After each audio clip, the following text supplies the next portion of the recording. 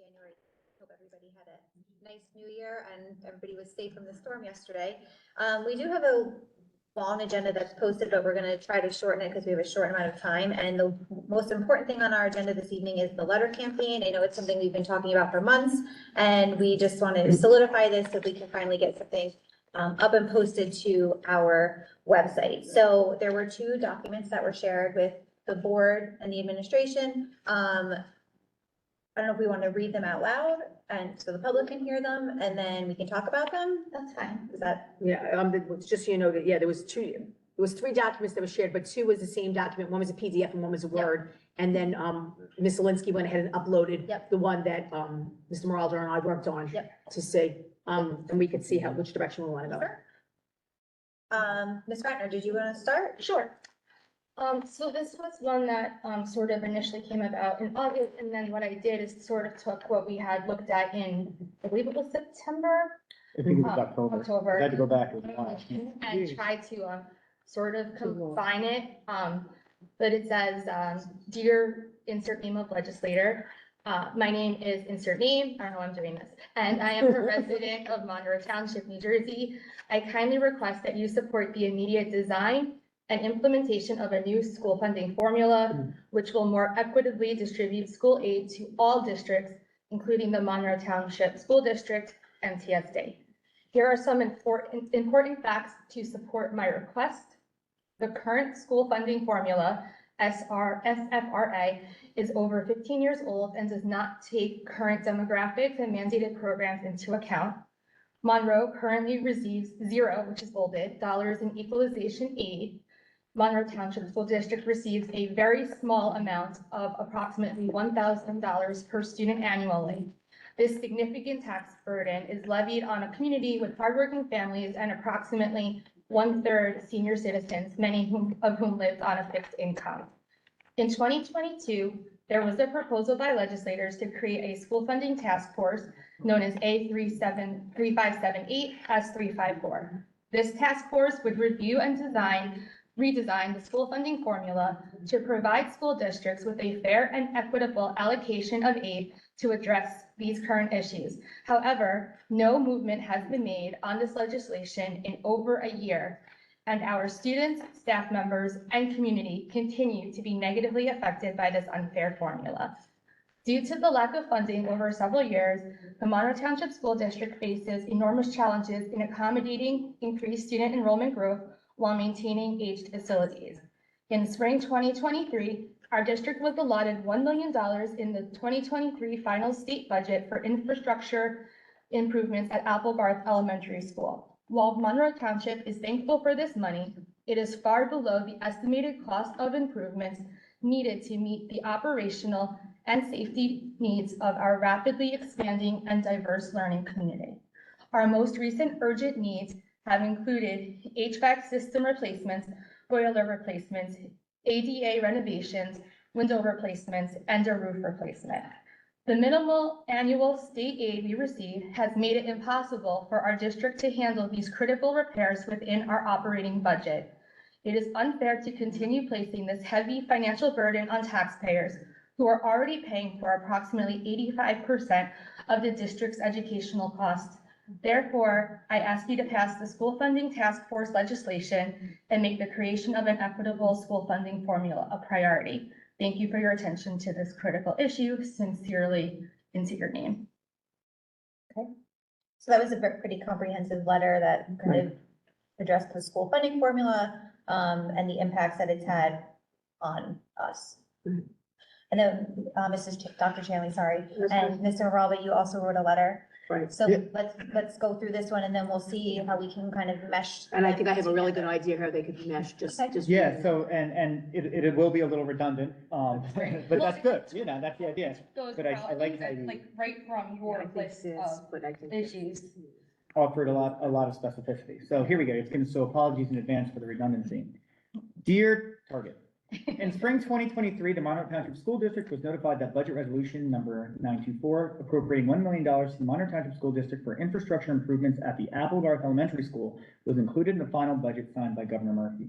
While our district is very grateful to have allotted the $1 million appropriated to address some of our district's infrastructure needs, the amount falls significantly below the amount needed to meet the responsive operational and curricular needs of our rapidly expanding and diverse learning community.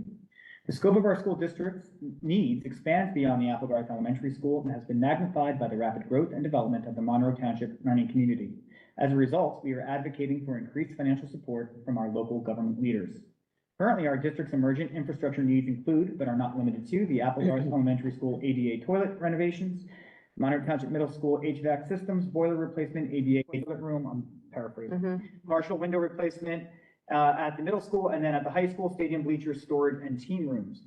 Currently, our district's emergent and expensive curricular goals include, I left that part out, but are not limited to responsive 21st century programming, 21st century pre-vocational programs, and responsive and inclusive special education programs. The Monroe Township School District is always willing to meet with officials, including those from the New Jersey Department of Education and local governments, to discuss our continued need for additional school funding. We are hoping that you will be willing to meet with the stakeholders from the MTSD and leaders from our local Board of Education to speak about our unique financial needs, operational constraints resulting from the lack of adequate state funding, and other possible avenues to fund our much-needed district improvements. Thank you in advance to support the Monroe Township School District. Great. So I think glaring, if I may, just as the English teacher in me, glaring would be, I think that Ms. Ratman did an excellent job in really saying the same things about what we still needed, but I like this short, I won't call it bullet because there's no bullet, but the concept of a list. It's very user-friendly.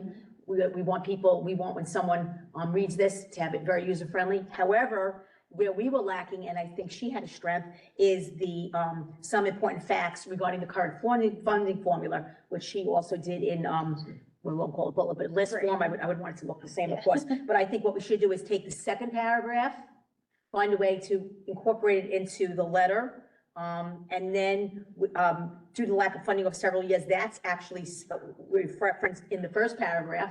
We can go either way with the language, it doesn't make a difference. And I think the other thing is, what is truly our goal? Originally, our goal 100% was to change the funding formula, and it's still a goal. But at the same time, we also have a goal of, we now see, we didn't know, that you can get us $1 million. We're very happy to take it, and we thank you for it. Now that we know that you can get us $1 million, we'd be happy to tell you what other monies we need, and you can incorporate it. So I think that if we could allow this letter that our community would send to be twofold in our goals. One, absolutely, as she 100% does a fabulous job of indicating, our funding formula does not meet our needs. We feel that it's lacking in the area, and here's some of the important facts to support my request. And then the next part is, however, we were fortunate enough to get $1 million, and we're so thankful for it. If we can continue to have support in that way, then we can do the above mentioned things. So I think it's really a combination of the two letters. And if I may, that's actually, I was sitting there and I actually had vented my frustration with like my own ability to put words together earlier with Ms. Aviano, because I think the formula is extremely important because it'll help a systemic problem. And it's flawed. Right, because while we can certainly ask for these things to be included in our budget because they're an immediate need, we want to hope that we don't have these needs again down the road by hopefully, very much fixing this formula. But at the same time, I was saying I want to include the immediate needs and explain that. And I was like, I just don't know how to get, the request for the funding, like the immediate infrastructure funding into the budget like they did with Applegarth, but hopefully on a more grandiose scale in there at the same time without asking, like I'm asking for 10,000 things at the same time.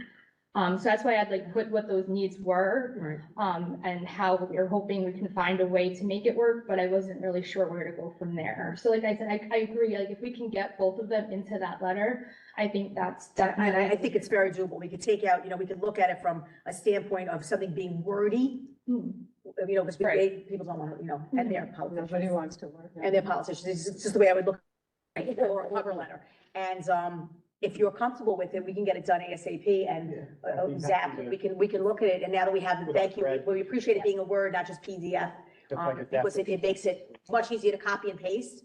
I I think it's very important. The important facts to support my request is really paramount and needs to be put in there. Yeah, I like that there was a little more detail. And I think I would flip it. So where she has, where we have the beginning about the we're appropriating the $1 million, I think that needs to go further on the bottom. I think her first paragraph is a better first paragraph to put at the top, because then we can reference it. So I think it's very doable. I think it was great that it worked out this way, because whatever we feel that we may have missed, that's what collaboration is. She included it, and now we could just combine it and have one letter ready to go. Yep. One of the thoughts I had, so when we kind of structured it, I know it looks like an assignment. So I kind of like the idea. So if you don't mind, because part of this was also, I promised that we would start, Oh, I like this. a place where we could go, where the public could go, really, and, start to get involved with us. So one of the things I like, and this is what we started building, and ultimately, we believe that this could be built out per topic. So right now, we're talking about the state funding formula. And then the idea would be, one, our residents can learn about it here. It's like one-stop shopping for what you're advocating for. And then once we finalize the letter, we'll link it right here. And then as we start to learn, inevitably, well, hopefully we won't have to advocate too hard, but it seems like we're gonna have to probably forever. So, we could build out our points of, it doesn't have to be, this could build out to larger advocacy for service-based initiatives, not just, trying to help some financial. Partners in education, whatever that may be. But I think that, the idea would be, and to go back to my original point, I like the idea of also the public know what they're fighting for. So like, if we're asking them to go and advocate for us, I think if they say, oh yeah, Applegarth needs an ADA toilet room, I don't think anyone disagrees with that. Right. I think if all of a sudden, it kind of contextualizes the fight a little bit for them, and that's why I was maybe a little more obnoxious with the bolding and the purple. I like it. And again, I don't know, this is where the committee, we can talk about what we think would work best. But if I'm like just an advocate for the school district, maybe not fully versed in what's going on, but if I can pull this up, be like, all right, yeah, maybe, those at high school is really, really nice, but I don't know if we need money for that, but I definitely think that we should get the money to replace the boiler. Exactly. And I think when that also allows us to target our advocacy to specific individuals. So like if it's something that we think we can handle locally, or if it's something that we maybe need a little more support from our state legislators. But obviously, with, we all look at it from a different lens. I think, like So- Dr. Chandler said, we'll meet in the middle. And One thing I was thinking with this, because, this reminds me a lot of what we had discussed when we had the, oh my God, what was referendum? Oh, the wants, needs, must haves. And these are, some of those things that were on there. At the same time, I'm wondering, and you would probably know better than I, if there are needs at any of the other elementary schools, because you want to ultimately, all students are going to go to the middle school. So there is that thought of, well, this does benefit all of our students. But I also wonder if there are needs at some of the other elementary schools, at least like, one from each, the pair of two, that maybe we can put in there to get more buy-in. And that's sort of one of the other things I had thought about with making sure it's without the taxpayer burden, because if we want even those people who maybe aren't sending their students to, their children to the school to buy in, well, my taxes are extremely high, if we can get additional funding, hopefully we can start to look at a way to handle that. That's something, and then obviously with emergent curricular goals, I would love to put in, universal preschool, full day kindergarten, ultimately, I don't know how much we want to do with emergent that we can't necessarily do with major renovations at the same time. Because I do know, just from the age of my own children, that's a constant topic of conversation. When are we getting full day kindergarten, especially when districts, in nearby counties are starting to approve it, but they don't necessarily have the challenges that we have. I'm wondering if emergent goals is the next phase of this. Like if we stick with what, like, we need this funding now for these needs, our needs, not our wants. I don't know if we want to put the goals in yet. I think the reason why we were looking at the goals, and I don't disagree, but I think the reason we were looking at the goals is because I like what you said about audience. So you don't really know who your target audience is. Perhaps your target audience is not a parent. Right. Perhaps it's someone who is very respectful of living here and know they don't want the taxes to go up high, but they also want their property value to go up high. These emergent goals are to keep us competitive with our neighboring districts. So that was one of the reasons why I thought it might be appropriate to leave it in, and we absolutely could look at it as a second tier. I agree. But my thought process was, someone that says, perhaps their major concern is not the toileting room, or their major concern is not those things, because, they worked very hard and they put their children through school, they pay the taxes, and I respect anyone that feels that way. But they still want to keep the value of their property high. Number one indicator is what? Your schools. So one of the reasons why that maybe spoke to the individual that does not have children in schools. But this isn't a letter going to them. This is a letter. No, I wanted the letter, I wanted them to be interested in writing a letter. And also, So in other words, I'm afraid that if they open this up and they Right. don't care about these things, they may not want to be bothered with the letter. and in many instances, these goals are contingent upon our ability to, which speaks to your point, but it also further communicates the scope of the need. So, when we talk about pre-vocational programs that are very facility driven, bringing back some of our special education students and things like along those lines, a lot of times have to make sure that we can offer the best environment possible within our ability. And that was another thing that we had thought of, but, again, I think it comes down to is this, we had spoken about generalizing the letter. And we could disaggregate the letter, to different types of advocacy. Hey, listen, on this state funding, page right here, we, again, whatever we decide to do, we could even go as far as to say advocacy for facility infrastructure improvements, advocacy for curricular support, and leave it up to the resident about how they want to advocate for fair funding. We could go down that road, or we could just say, hey, look, this is our situation. All of these things are currently living in purgatory. So I can see what you're saying. I think that makes sense, maybe like that middle part of it, Mhm. where one letter can have the infrastructural needs, another one could be like, if we were to get more funding, here are all the things that we Sure. could offer. Mhm. I do think That that was the what I meant. beginning and the end Yep. would need to be the same though, and I do think we'd have that action statement of, here are the steps we would like you to take as as part of the legislature. I agree. Whether it's working hard to pass, the task force or fix the formula, or looking at ways to incorporate this into the budget. But then that middle area could be a little bit different as long as we're ultimately asking for the same goal. I think we have to, personally, since we've been working on it so long, I know there's a lot on the agenda tonight, but this has to be settled. This has to go in and on this by tomorrow or by Friday, I know. I'm sorry, Friday, I'm sorry. No, I agree, yeah. And I know you do a lot, but That's this has not been fun. being talked about quite a long time. And we wanted to be the starting group, district, to send this out to other districts that are in the same situation, or maybe they could, if we go to NJSBA, Would go you to like these me- meetings, and What say, he was just saying. I do think. well, it would have to be. That's what I was gonna say. You think Wednesday. But, oh, no, oh, man, a whole week. No, really, because this has been months. Right, And yeah. to me, it's been fruitless in trying to do this, which we worked on in the beginning, and then all of a sudden, it's been held back, held back, held back. This committee has said we were going to do this, and now all of a sudden, 6 months later, 4 months later, we're finally doing it. But there was a reason though, and with all due respect, we had a referendum, we couldn't just put out these things, because if the referendum would have passed, a lot of these things would not have been on here, and now we're moving towards having conversations about the shared service agreement. So although I totally respect what you're saying about getting things done, we could have easily had this done in a day, but we also have to be mindful and respectful that you can't ask for things that we were getting, and we didn't know what we were getting. Right, I understand. And the ADA issue, working in that field for almost 18 years, if you don't get that compliant soon, maybe somebody might snitch on you about non-ADA. Well, I just want to be clear, I don't know, I don't, No, it's cool, Grandpa. and I don't necessarily know, I'm not going to speak, I don't know if we're out of compliance. No, we're I'm not. just saying. So I want to be clear about it. I'm just telling you from experience, you have to be ADA compliant.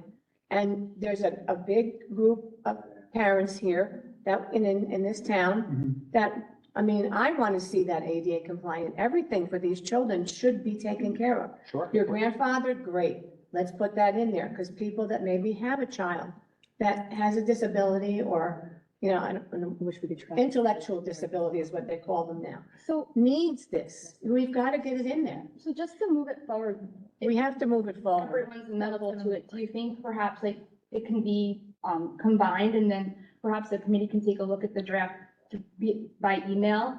Yeah. And then it can be maybe included Right. for the meeting. I could or- put something up on a shared doc that we could work on collaboratively over the next 48 hours. Sure. And then, Well, you'd have to the meetings, or for Friday it has to go out, that's true. too. Well, it would be nice if we could If we could see finalize it. it before. That's what I mean, so if it's I- on the agenda, so we I- have. Yeah, the next 48 definitely. hours, We yeah. could just wait. yeah, that's what I mean. Yeah. And then- It's direct- Then you'd be listing the senators and whoever they have to send it to, Yeah, their actual title, you know, honorable, whatever. so that's dishonorable. actually on different, or I don't know if it's still there, but for the longest time, it was on the website. It was It on. was the wrong, it wasn't It was wrong. updated information, so we have to Right. make sure that we have that. And this would be You a have to good have place put that, it. you have to have the entire address, so they know that people are not sending it. And if, you don't want to disrespect anybody that has that title in the state senate, or where else we're sending to. And I did speak to Senator Greenstein about 2 or 3 weeks ago. And she said they were called back after the election very quickly into session. And there's not going to be as much money available in New Jersey as there was last year. But I think Governor Murphy, I don't know if anybody read it, my husband was telling me he read it, said that he's going to push for full pre-K and kindergarten in the state of New Jersey. And he only has 2 more years to go, but. Sounds great, but he has to also then. But you like, know, someone's funding no, that. no, no, he said he was going to fund it for the districts that need it. And I was just asking my husband, did it say, did you have to follow a certain form? And did you have to put certain fiscal Yeah. stuff on there? Because, you know, sometimes it'll knock us out because we're considered a, Well, the problem with that, and this is something that's come up a lot at the NJSBA legislative committees, Yeah. is that they create these mandates, and even if hypothetically they gave us all of the money to fund, let's say full day kindergarten, we don't have the infrastructure, and very rarely, if ever, do they also provide the money to create that infrastructure. Right. So, and I know this happened in the district where I used to teach, where they were, given money for pre-K, but then all of a sudden they're like, well, where are we putting them? Because while they don't have our space issues, they did have some, they ended up having to rent from a church, so ultimately, it would be great if he's funding this, but they also need to start looking at what else is going to be needed in order to do that. And if I can, I can. I just one thought, because I'll lose it. You got a lot of warehouses in this town. Right. You don't know if there's anything new coming in their 5-year plan. Got to get to the new warehouse owners first, because in New Brunswick, they knew years ago that they were going to need fixing in their schools. One of the schools, by Feaster Park in New Brunswick, if you know it, that was filled with asbestos. So they had made a warehouse on Van Dyke Avenue into classrooms. They anticipated that there was going to be, each school was going to have to go over there at some time within 10 years. So each school has Lincoln Annex, they were there until the new school was opened up in September. If we can hit up a new person coming in here with a warehouse and say, do you need all this in the warehouse? Can we make some of the warehouse into classrooms? I mean, that's just my thought, because another district has done that. And every time you have an issue, you can move that school to that warehouse that's already set up for teaching to that school, and that's what New Brunswick did. And, I don't know if we want to think ahead about that and see if, talk to the government, council, is there anybody new coming in? Let's get them before they come here. You can't get them while they're here. They're already full. Got to catch them before they come in. That's just my thought, where we could put them. So But who? if you got money for the funding for pre-K and kindergarten, and we don't have the You infrastructure. would want to put students in warehouses? I don't think I would support Well, that. they're in warehouses in New Brunswick. Well, they're not warehouses in Monroe Township, and I don't think our community would house students inside a warehouse. I think we would have to talk about putting additions onto our building or temporary classrooms. I don't think we should start talking about putting students in warehouses in. It's just an other idea that locations. another district had and made the warehouse area into Temporary. temporary classrooms until what was taken care of in their schools, so they can bring them back. Yeah, but you're talking about housing kids in warehouses, we Right. could have full-day kindergarten, that's No, not a solution I'm just to saying our infrastructure. I think one other thing that had been discussed was that there are school, I mean, this is, sort of outside the scope, but there are schools that, for the opposite problem we have, where their population was reduced, that maybe become vacant.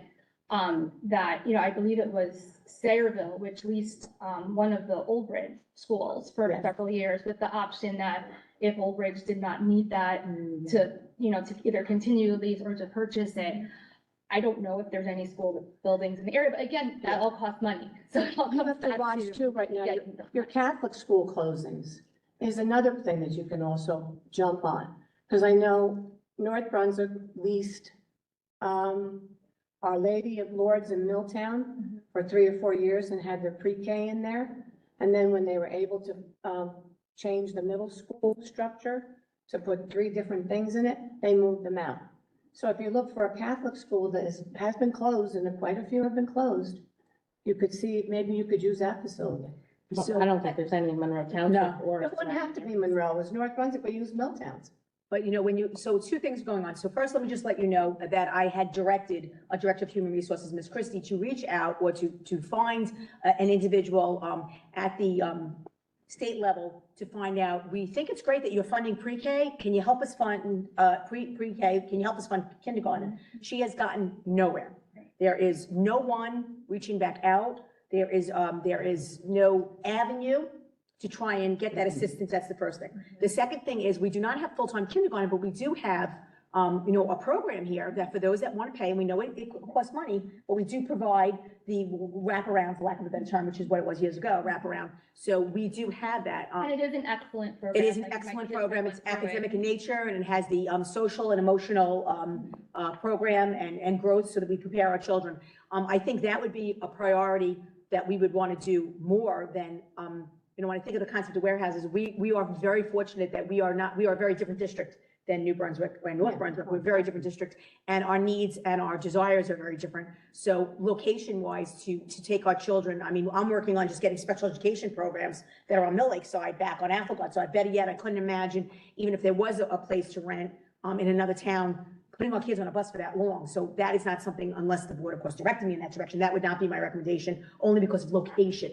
We're 43, 44 square miles. I couldn't imagine that. So I think that would be a problem. I think what we need to do is we perhaps might need to look at, and I think Ms. Kirby said it well, and we have looked at it, what it looks like if we start putting on additions or making changes to our current existing buildings to be able to accommodate the full-day kindergarten.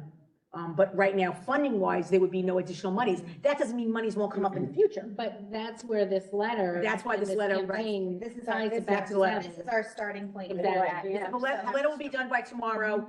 Mr. Moraldo, I would appreciate you will make sure it's done by I tomorrow. already set up the Google Doc, so Okay. all of you will have access to So it. by noon tomorrow is realistic?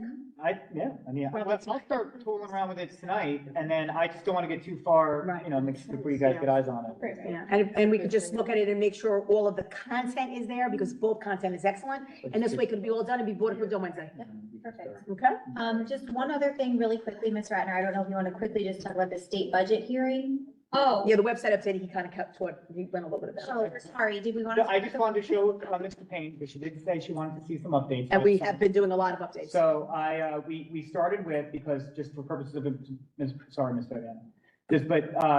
for the improved communication. So what we started with was trying to find ways that our population can begin contacting us and communicating the right person. So we started by reorganizing our district personnel and ways that the public can go identify everything from Very who user-friendly. our support staff are, from our school-based staff to all of our clinical staff, and everything from, who you need to talk to for what, and embedded at the top of each page is our chain of command and, other types of directives that will help our public navigate our site. So it's slow, arduous work, but we're doing it piece by piece. And we've already started working on some other areas, including our gifted and talented program.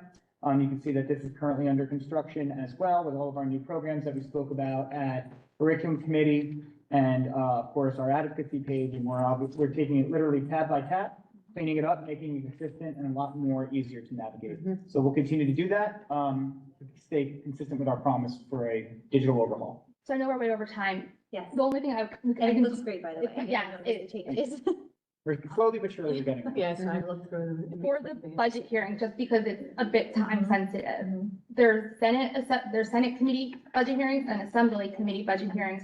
If wanted, I can look into the specificities of both, or is there one that we would want to prioritize over the other, and I can bring that, I can email it and then bring it back I next think we month, have to have depending on. both. Yeah, the dates aren't out yet. I checked today. Yeah, I on the think we have to website. go after both. I would just leave one. But as soon as the dates are out there and as soon as we can click the button to testify, I know I'm going to sign up. And I think we all should probably sign up because they only take a certain amount of people and they select.